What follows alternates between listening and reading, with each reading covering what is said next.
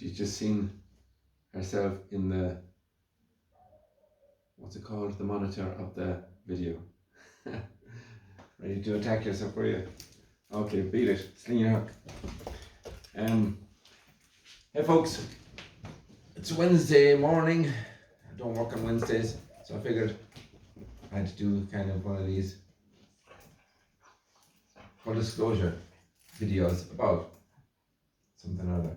Because the thing is, a couple of days ago I did a video reading poetry in Gaelic. Some random poem that Uncle Mick had found, and of course we didn't understand the poem. We read it, but he didn't understand, I didn't understand it. We were just reading it for the sake of it, for fun. And I think we both did a reasonable job of reading that poem that we didn't quite understand. Now that reminded me of, well, I suppose, some other poems, and one of them being one that you could see in the background of my previous video. And it's this here. This is a poem that I composed when I was in prison, and I got the guys in prison to make this little frame for it. You can clear off here. So this contains a poem that I wrote.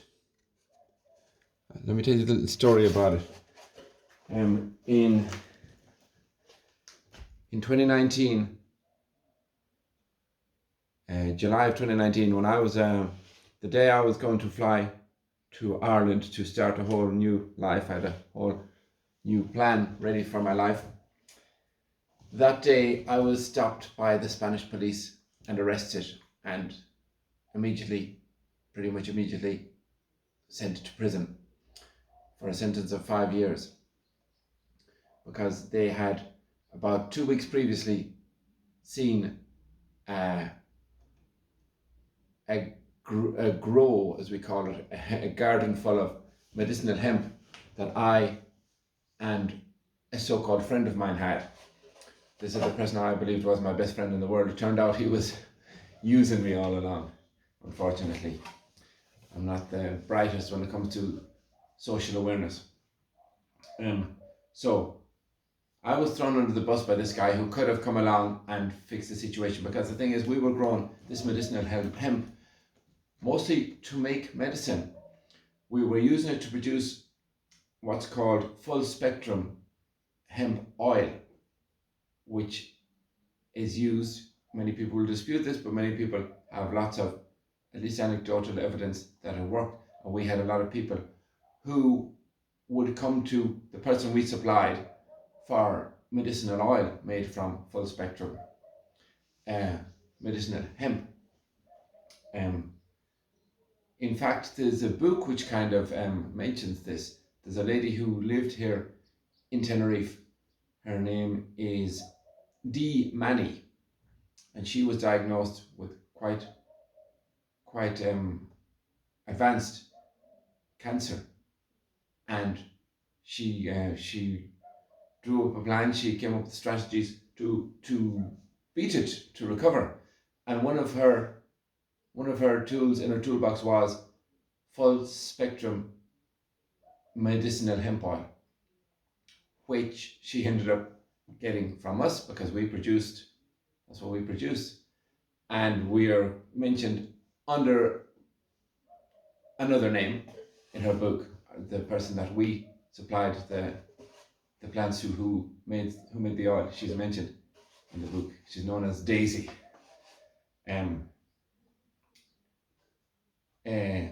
Anyway, so I was thrown under the bus by this guy who could have protected me, because we'd also used the same product to heal a cancer that he had. And I think that could have gone a long way in reducing my sentence. As I said, I had already decided to close. I don't know if I said this. A week previously, had buried all the plants. I decided, this is silly, too risky, I'm going to get rid of it. So having argued with this friend of mine to close down, I wanted to close down 2 weeks previously. He insisted that no, I'm imagining things, I shouldn't close it down. It's too much to lose to just shut it down. Anyway, eventually won the argument, and I got to shut the whole thing down, buried all the plants, and then a few days later I was picked up by the police, who took me up to the thing where we unburied these plants, and they, I believe quite wrongly, used buried, semi-rotted plants as evidence against me. They weighed them up, came to a quite high figure of weight, because there were quite a few plants there, and that was used in evidence against me. Had I had better defence, or had I had better friends, I don't believe I would have gone to jail. And when I went to jail, even the warders used to say, "This is ridiculous. What are you doing in here? What's this guy doing in here? He was growing medicinal hemp, and they've thrown him in the clinger for 5 years." The clanger? They've thrown him in prison for 5 years. So it seemed ridiculous to them, it seemed ridiculous to me. Of course, I was very stupid, because I trusted people I shouldn't have trusted. I trusted a person especially I shouldn't have trusted. Who? I've also written all of that in a poem when I was in prison as well. That's quite a long poem I wrote in Spanish in my first maybe month or two in prison. Probably over the first year. I kept extending this poem. I think I read that. That was it. I wrote a bunch of them. I did write one the first week, and then I wrote another one. In bunch of them. Anyway, let's get back to this one. One of the worst moments when I was in prison, well, there were a lot of bad moments, but at the beginning, one of my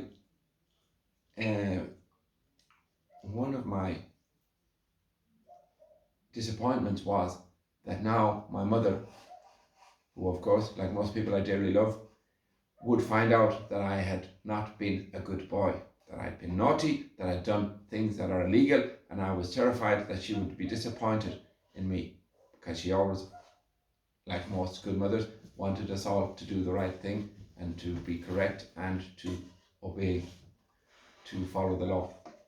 So I was large part of my distress was this, knowing that my mother was going to find out that I was in prison for committing a crime, technically, which is what I did. Anyway, eventually the news got to her with the help of the prison chaplain, and he broke the news to her over the phone. The prison chaplain here in Spain, who speaks very good English, he was very helpful in many ways. Father John Paul. And anyway, my mother heard it, and she understood the whole context, and she says, I don't believe Patrick was doing anything wrong. He was naive. He wasn't very clever about it, but he didn't set out to hurt or damage or cause any malicious destruction. So she got it very quickly. I was chuffed, delighted that she didn't disown me. That's what I was imagining, her disowning me. I was imagining all sorts of things. Anyway, she was very supportive.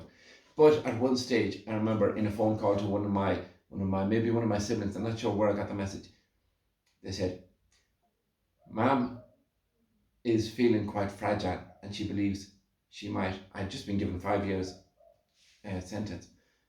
Mom thinks you and her might never see each other alive again. And that destroyed me, to hear that. So anyway, it turns out she was a little bit overreacting, because she just lost her husband, our dad, and I suppose she was feeling a bit down. This was about a year after I was imprisoned, pretty much exactly a year after my father's funeral, where I had been the previous year in Ireland. This is getting too complicated. There are too many facts and figures for me. And anyway, the main point of this video is, in maybe my 3rd year in prison, I got a phone call informing me that my mum, Evelyn, was in good form, and that she had decided to, maybe my sister Maeve, the loveliest person in the world, my youngest sister Maeve, who's always looked out for me, still does, who was writing to me in prison. I probably read this in one of her letters. She said to Mom, you're fine. You're not on the verge of death, as you sometimes let yourself imagine. Of course, my mother kind of got over this because she was feeling down after my father died. But then she became more realistic, and she's always kept herself healthy and walking and all sorts, and always working. And Maeve said, why don't you come to Spain with me to visit Patrick? Of course, there were prison visits. Not easy. There was a lot of loops. You had a lot of hoops to jump through to organise these prison visits. But Maeve jumped through all those hoops and convinced my mum to come and visit me. So in my final year, my third or fourth year, I suppose my third year in prison. No, it was towards the end of my prison. Yeah, it was well into my third year, because that was it. I'd started to get furloughs. When you serve a certain amount of time in prison and you've got good behaviour and you're being exemplary and you're following all the protocol, the prison committee might grant you certain furloughs, where you can, my first one was 3 days. I had a 3-day furlough. It was freaky. That means you get out of the prison and you can stay in a certain authorised place for those, whatever number of days they give you. In my case, it started with 3 days. For those 3 days, it was freaky. I could barely talk to anybody because I was so freaked out, so delighted, but so overwhelmed with being out in freedom for 3 days, or semi-freedom.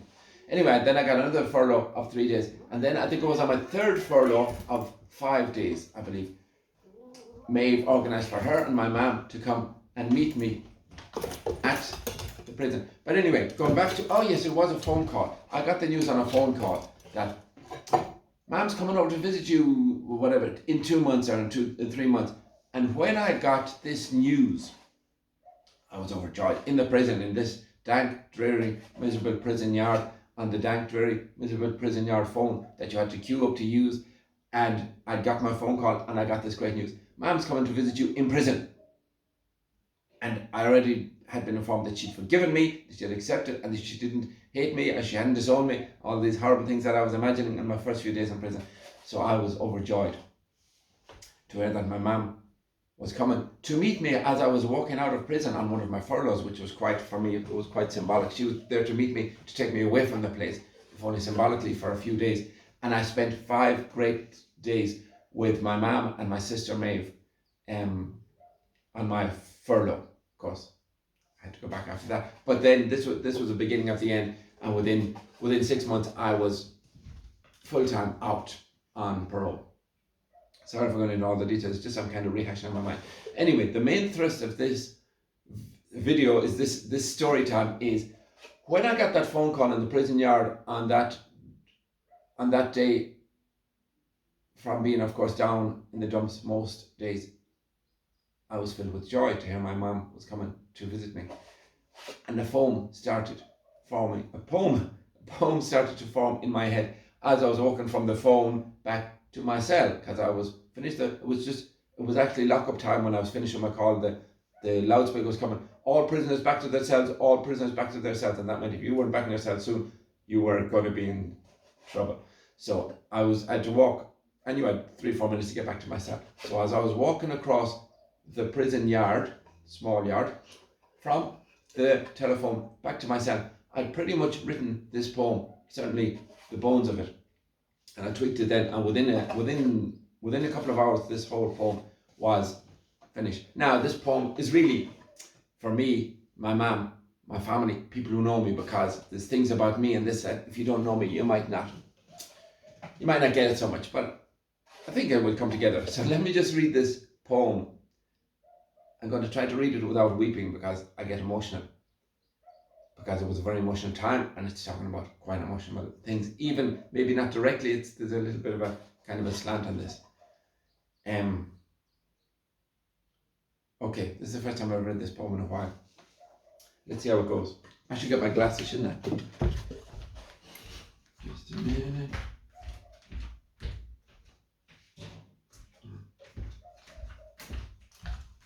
And throw a bit of light on the subject. Okay, folks, I hope I haven't bored you to tears by now. Anyway, those of you who are still with me, let me read this poem and see what you think yourself. As I say, I wrote this poem the day I got the phone call from about my mother visiting me in prison, and then I got prison guys. I got it printed out because I had the privilege of working in the library, so I had use of the printer there. So I clandestinely got it printed out. and a nice brown paper that I found in there. That's there. Maybe you can read it yourselves.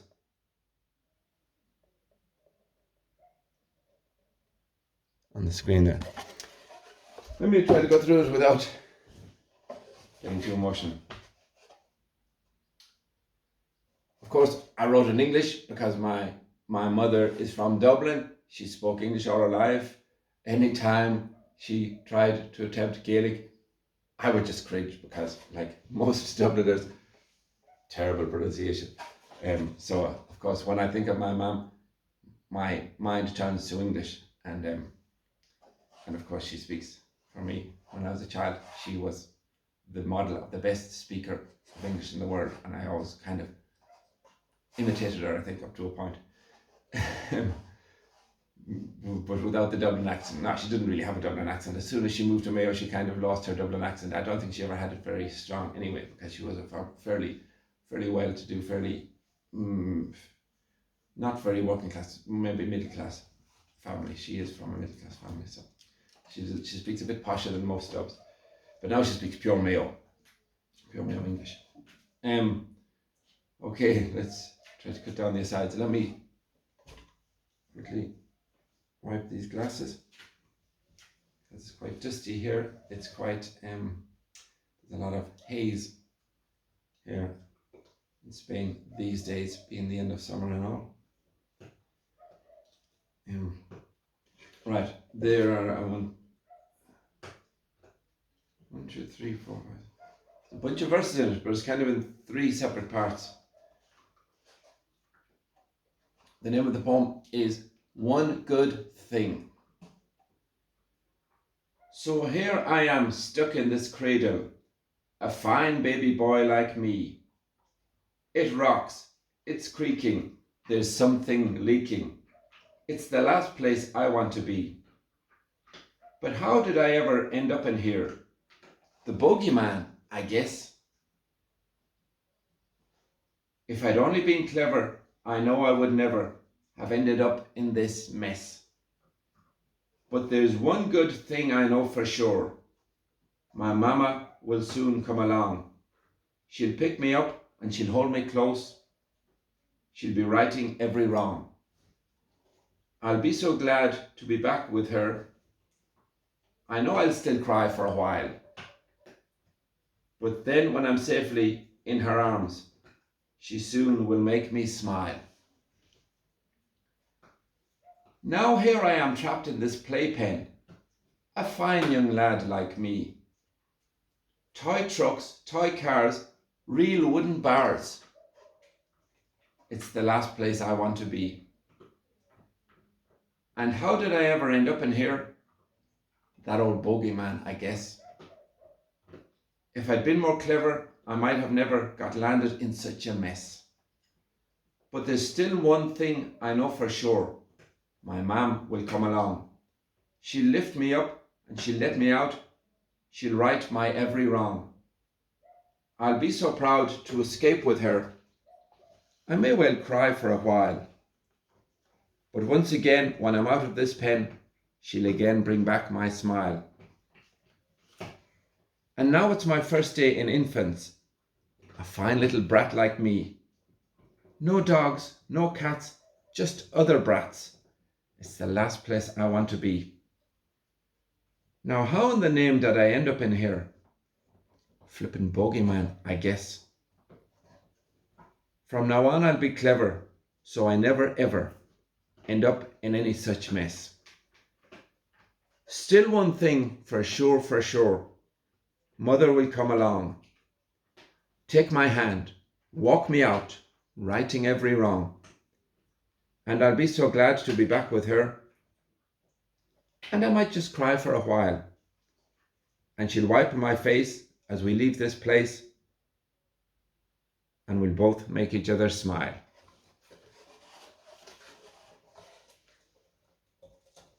That's a little poem I wrote for and about my mum.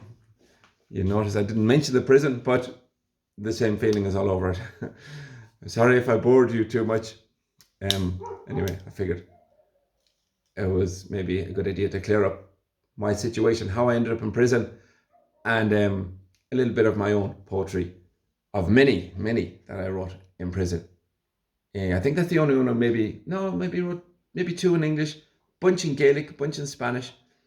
Maybe if you've got patience, you might want to hear another one or two at some stage. Anyway, there's Poetry Day over, and for me to get back to my not busy at all day off. You can see it's a complete relaxed day. Thank you very much, folks. Talk soon. Bye bye.